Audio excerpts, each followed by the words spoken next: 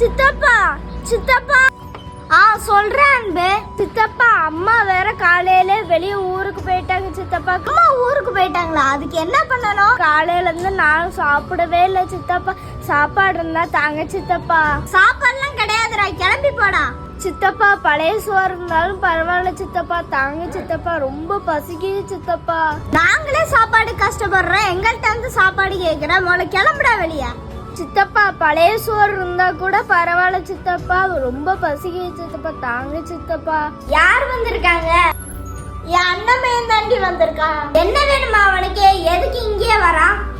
அவங்க அம்மா ஊருக்கு போயிருக்காங்களாமா, சாப்பாடு கேட்டு வந்திருக்கான். அவங்க அம்மா ஊருக்கு போனா இங்க எதுக்கு சாப்பாடு கேட்டு வரான்? சரி ஒரு வேலை கூப்பிட்டு வச்சு சாப்பாடு போடுவோமா? அதெல்லாம் சோறு போட முடியாது, அவனை வெளியே அடிச்சு பத்தி விடுங்க. இப்ப அவனை அடிச்சு பத்துறீங்களா இல்ல நைட்டு உங்களுக்கு சோறு கிடையாது? சரி எனக்கு சாப்பாடு கிடையாது, இரு அவனை அடிச்சு பத்திட்டு வரேன்.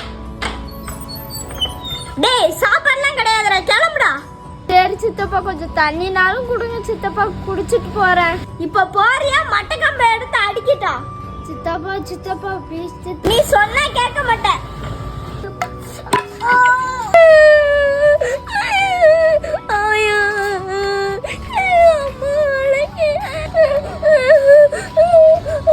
பசின்னு ஒருவேளை சாப்பாடு கேட்டு வந்தா